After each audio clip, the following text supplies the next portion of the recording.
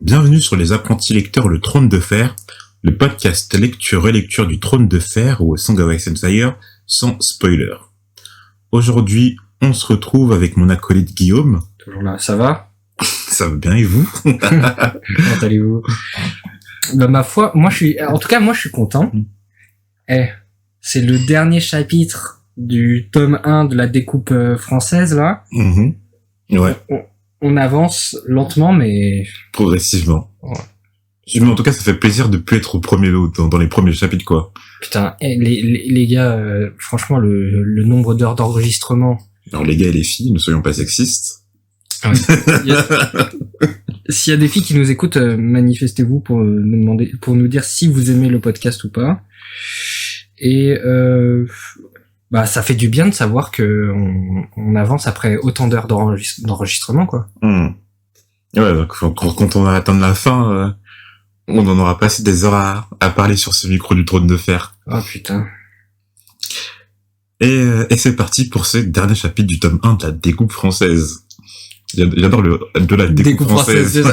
On peut même pas se consoler et dire qu'on a fini le premier vrai tome, quoi. Putain. Bon. Je me lance du coup. Alors, du coup, on en est au chapitre 35, c'est-à-dire le 9e chapitre d'Eddard. Et je vais faire le résumé. Donc, dans ce chapitre, comme on l'a dit, on retrouve Eddard dans le bordel que fréquentaient Stannis Baratheon et Jon Arryn. Et Ned va y trouver une des bâtardes de Robert. Mais en fait, le problème, c'est qu'il comprend toujours pas pourquoi Jon Arryn s'intéressait autant aux bâtards de Robert. Et surtout, pourquoi cela aurait causé sa mort. En sortant du bordel, Ned et ses gardes sont pris d'assaut par Jaime et ses manteaux rouges. Et Jaime veut que Ned rende des comptes vis-à-vis de la capture de son frère Tyrion par sa femme Catelyn. Il va laisser Ned vivre tout en ordonnant la mort de ses gardes, et Ned tentera de repousser l'assaut, tant bien que mal, mais il va finir par tomber à cheval et se briser la jambe. Les gardes Stark mourront au combat, dont leur capitaine Jory Castle. Ok. Le chapitre débute dans un bordel où se trouvent Littlefinger, Eddard et 3 de ses gardes, donc je les nommé, Jory Castle, Eward ainsi que Will. Littlefinger se tient à côté d'une grande femme noire dont l'identité nous est révélée un peu plus loin dans le chapitre. Elle se nomme Shataya. Le bordel semble appartenir à cette femme, à cette Shataya. Un bordel de qualité. De qualité. Le groupe était sans doute dans le bordel que cherchait Ned, celui où se rendaient régulièrement Jon Arryn et Stannis Baratheon. Ned se remémore que Lyanna lui avait dit que Robert était un coureur de jupons, qu'il allait sûrement la tromper. Le jour où leur père, Rickard Stark, avait accepté que Robert prenne Lyanna en mariage. Lyanna était même au courant de l'enfant qu'a eu Robert dans le Val. Donc là, faut que tu me confirmes, parce que je suis pas sûr qu'on savait que Lyanna et Robert étaient promis l'un à l'autre. Alors, on connaissait l'amour fou qu'avait Robert pour Lyanna, mais il dit souvent il me l'a volé, etc. Mais savoir s'ils étaient promis et à proprement dit officiellement, je suis pas sûr. Moi non plus, mais peut-être qu'on l'a déjà vu et que je m'en souviens pas, hein. Mais là j'ai pas de souvenir de ça. Moi non plus. Dans le bordel, Ned avait discuté avec une fille rousse, une fille avec qui Robert a eu un enfant qui lui ressemblait énormément, les cheveux sombres, comme Gendry, qui lui aussi ressemblait énormément à Robert. Un enfant qu'elle a nommé plutôt Bara, en l'honneur de Robert et de la famille Baratheon. Voilà, on va pas faire... T'imagines si Robert la légitime, ce sera Bara Baratheon. Oui, Bara Baratheon. Au contraire des enfants qu'il a eu avec Cersei, qui eux ne ressemblent pas du tout à Robert. Donc ça on l'avait déjà évoqué dans la théorie du fait que les enfants que Robert a eu avec Cersei ne sont justement pas les enfants que Robert a eu avec Cersei, mais plutôt que Cersei a eu avec son frère Jaime. Bref, Ned plutôt a promis à cette fille de parler à Robert de son enfant. Et on sait que Ned était un homme de promesse, comme les promesses qu'il avait fait à Lyanna sur son lit de mort. Ned demande à Littlefinger le nombre de bâtards de Robert, ce à quoi il répond qu'il en a plus que lui. On sait que il en a seulement un, Ned, John. En commençant par la fille du Val, donc la fille du Val, nous on a supposé à Guillaume que c'était cette Mia Stone qui a accompagné Kathleen lors de la montée vers les Airiers. Exactement. On a aussi le futur pupille de l'intendant d'Accalmie. Ouais, on connaît pas son nom, lui. On connaît pas son nom. On connaît même pas l'intendant d'Accalmie. On connaît même pas l'intendant d'Accalmie, c'est vrai. Donc l'Accalmie, on rappelle, c'est le fief des Baratheon. C'est même pas marqué dans les appendices? Non. Ok. Et on a aussi un autre bâtard dont on apprend l'histoire. En fait, non, on apprend l'histoire de ce futur, justement de ce futur pupille de l'intendant d'Accalmie. On apprend dans le chapitre son histoire. Donc Robert l'aurait eu avec une nièce de la femme de Stannis, Célis Florent. Donc on sait dans les appendices que la maison Florent est une maison vassale des Tyrell. Ok. Mais donc c'est une famille noble, hein. Justement, si c'est une maison vassale, c'est une famille noble. Donc ça serait pour ça que Robert a légitimé cet enfant, parce qu'il ne pouvait pas se permettre d'insulter une famille d'un tel poids dans le royaume. C'est pas une enfant qu'il a eu avec une prostituée, une catin du bordel de Châtailla, quoi. Ouais. Mais le pire, hein... En plus, ça me fait trop de la peine, elle a l'air trop gentille, la prostituée, là. Genre en mode, je veux que lui, je veux pas de bijoux, je veux pas d'argent, je veux que lui. Ouais. Putain, miskin. Mais le pire, c'est que cet enfant a été conçu pendant le mariage de Stannis sur son lit nuptial. T'imagines le manque de respect, là? Ah, ça, c'est un vrai manque de respect, hein. En plus, Stannis, il a pas l'air, on a compris que c'était pas le genre de mec qui avait un sens de l'humour. Ah, ça paraît d'être un homme à blaguer. Ah non, je pense que... Non, mais terrible. Terrible. Ah, je pense là... C'est chaud, t'imagines, c'est ta nuit de noces, tu t'emmènes ta femme, pour la première nuit de noces, tu sais que ton frère, il a fait du sale, sur ton lit. Pendant le mariage, hein, ça, c'est grave.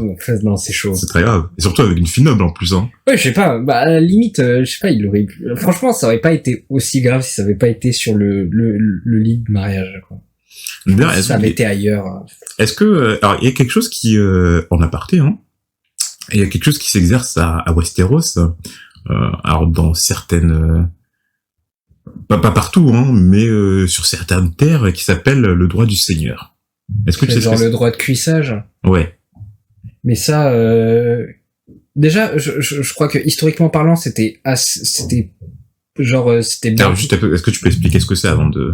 Genre par exemple, si t'es le maître d'une maison, etc. Et par exemple, t'as un de tes, de tes serviteurs qui marie une femme, et t'as le droit de ken la femme. Ouais. Voilà. Alors t'as le droit de ken la femme justement avant que le mariage soit consommé par le mari. Ouais.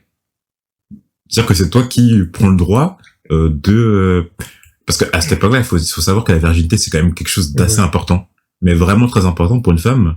Et donc le seigneur se prenait le droit de la déflorer avant son mari. Et juste pour dire finalement, j'avais entendu un podcast avec sur le Moyen-Âge et c'était pas si pratique que ça. C'était vraiment un peu beaucoup plus dans les romans genre dans les pièces de théâtre Marivaux et tout, ils ont surexploité un peu le concept, mais c'était pas si pratique que ça. Mais donc tu parles il y a un droit du seigneur à Westeros? Il y a un droit du seigneur à Westeros qui ne s'applique pas partout. Comme tu dis, ça peut être quelque peu mal vu. Du livre, alors de deux choses, du livre Fire and Blood, donc le livre sur l'histoire des Targaryens, et de l'encyclopédie sur le monde de Song of Fire. Sauf que ce droit du cuissage, il a été interdit par la reine Alicent, qui a été, il a été interdit par le roi Jaehaerys Ier sur conseil de sa femme. Il y a un truc qui me revient, mais parce que j'en ai entendu parler, mais... Ouais, voilà. Bon, là, ça n'a pas grand-chose à voir, hein, parce que là, si Robert avait exercé le droit du cuissage, qui, justement, est interdit à Westeros, hein, il aurait pris, donc, la femme de Stannis, Célis Laurent. Là, il a pris juste, là, on a dit sa nièce, hein, mais, c'est quand même terrible, hein. Mais, quand même un manque de respect. Moi, je sais pas. Moi, à part le lit, ça me choque pas, hein, tu vois, genre, t'as Robert et une meuf un peu bourrée. Robert, à l'époque, il était séduisant et tout. C'était un guerrier, machin. Sur le lit nuptial, quand même, c'est chaud, hein. Oui, à part, je te dis, à part le lit nuptial, rien ne me gêne, hein. Genre. Non, pendant le mariage aussi. Bon, ça. Tu peux attendre la fin du mariage. T'es déjà allé à des mariages? Non, mais je rigole. Je peux attendre la fin du mariage. Non, mais dans les mariages, ça. Non, mais genre, le nombre de rencontres entre célibataires. Après, j'avoue qu'ils disent pendant le mariage, mais tu vois, est-ce que c'était pendant la cérémonie? Oui, voilà, tu vois. Si c'est genre pendant le banquet et tout, ça va. Bon, ouais. Après, si c'est pendant genre les fiançailles, ouais, voilà. genre pendant qu'il y a le mariage à proprement dit, là, c'est hardcore. Bon. On a aussi l'histoire de jumeaux bâtards qui ont été conçus sur la terre des Lannister, donc à Casterly Rock, hein. Mais ces jumeaux ont connu une fin tragique, de même que la mère. Putain, Cersei encore. Non, mais Cersei, je pense qu'elle a... Alors, pardon, pour finir l'histoire sur le bâtard de Robert qu'il a eu là avec la nièce de la femme de Stannis, on s'est dit, je crois, dans le chapitre qu'il a expédié le bâtard à Renly, quoi. Ouais. D'ailleurs, pourquoi à Renly, je sais pas trop, mais il aurait pu expédier à Robert, hein, directement. Oui. Je pense que ça serait trop un manque de respect aussi de sa part. Et puis, on voit que c'est comme ça que ce bâtard a fini à Calmy, vu que Renly, on sait que c'est le seigneur d'Acalmie maintenant. Ouais.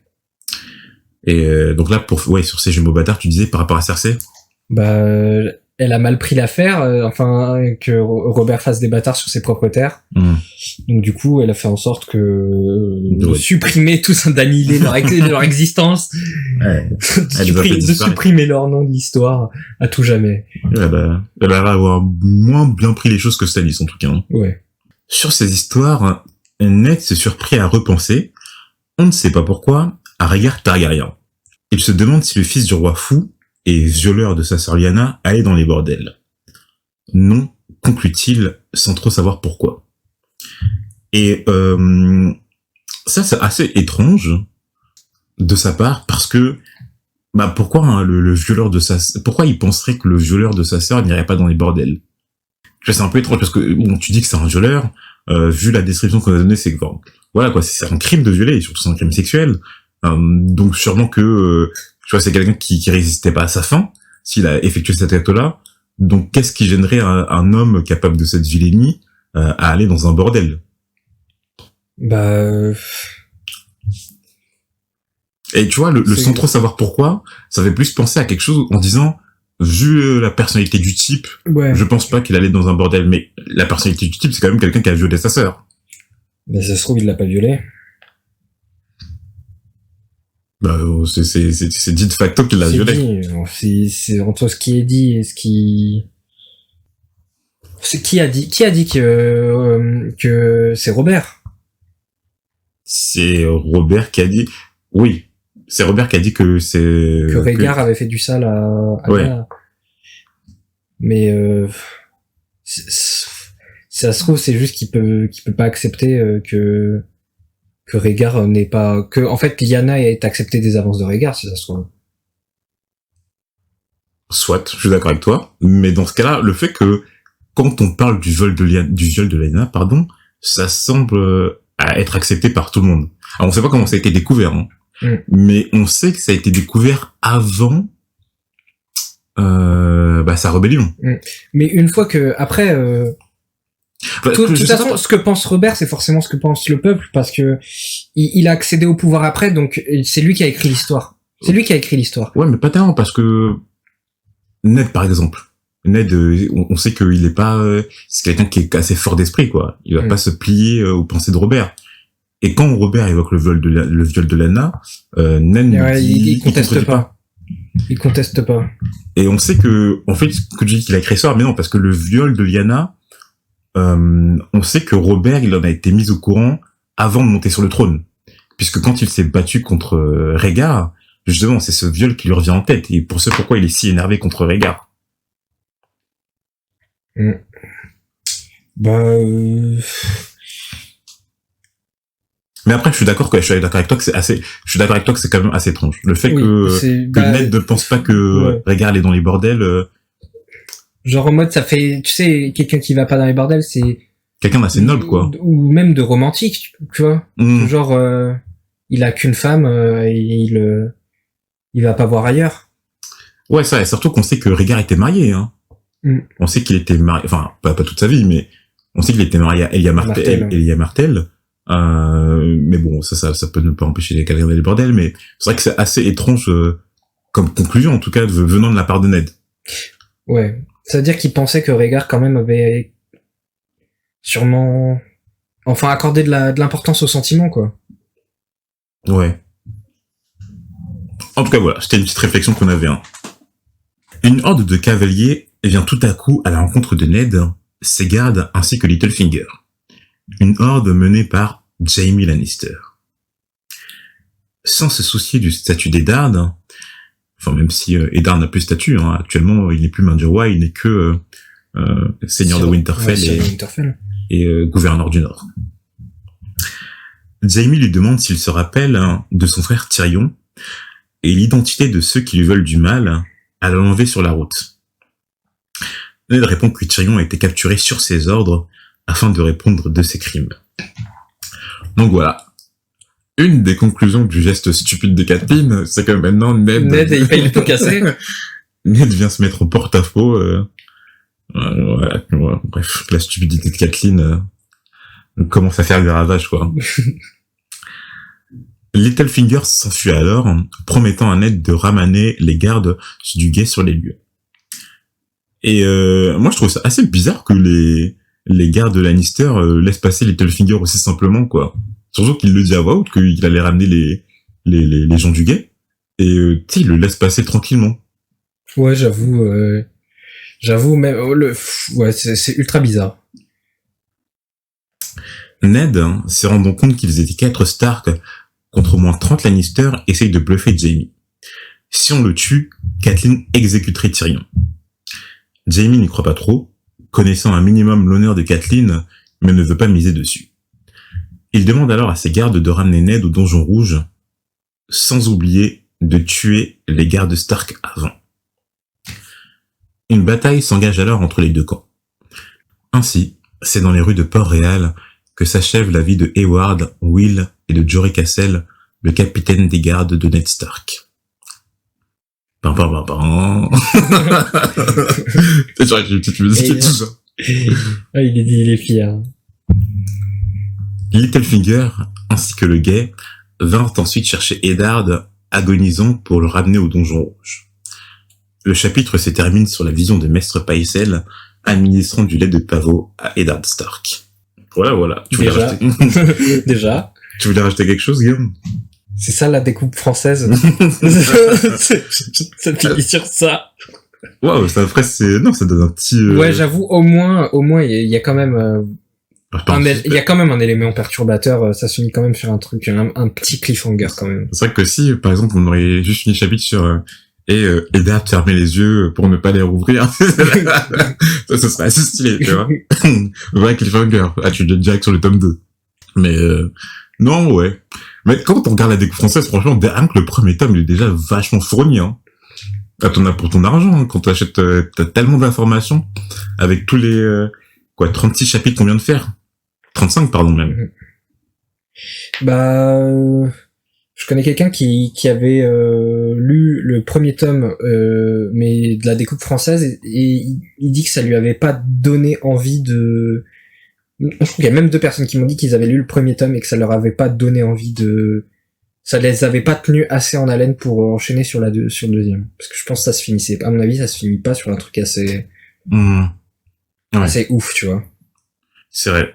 Je pense aussi il y a tellement d'informations emmagasinées dans ce premier tome. Ouais. Je pense que c'est dur à digérer et que si t'as pas un gros tome pour te pousser à aller jusqu'à plus d'action, un truc comme ça, je pense que c'est dur. Donc je pense que le tome va mieux finir que ça. Oui, Hmm. je pense. Je pense qu'il y a encore plein de choses parce que ça part en couille avec. Enfin, quand tu réfléchis, tu te dis Catelyn, elle a fait des dingueries. Tu vois. Ouais. Ouais, surtout que bon, si on regarde ça, on doit se dire bon après il y a le fameux procès de Tyrion qui doit arriver dans le Val d'Arin. Est-ce qu'il va voler? Eddard qui bon, on sait qu'Eddard il s'est soigné là. Ouais, mais Donc, il est blessé quand même. Enfin. Bon, ces jours sont pas en danger. Ouais. Enfin, on sait pas trop, mais on n'a pas Non, l'impression mais que normalement, il a juste une jambe. ouais. Et par rapport aux autres, bon, John il est toujours à la garde de nuit. Ouais, ça bouge pas. Hein. Ouais, ça bouge pas. Ah putain, John. Daenerys, elle est arrivée enfin à Vez d'Otrak. Ah non, pardon. Non, c'est juste un peu d'après, pardon. Elle est en... Daenerys est toujours sur la route de Vez d'Otrak. Ouais, c'est vrai que bon, ça là, pour l'instant, t'as l'impression qu'on est pas dans un statu quo, hein, mais que, ouais, ça s'arrête pas à un cliffhanger, à des événements majeurs, quoi.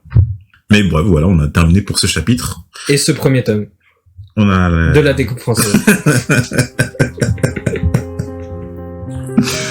On espère qu'il vous a plu, et puis on se retrouve, Pour le deuxième tome.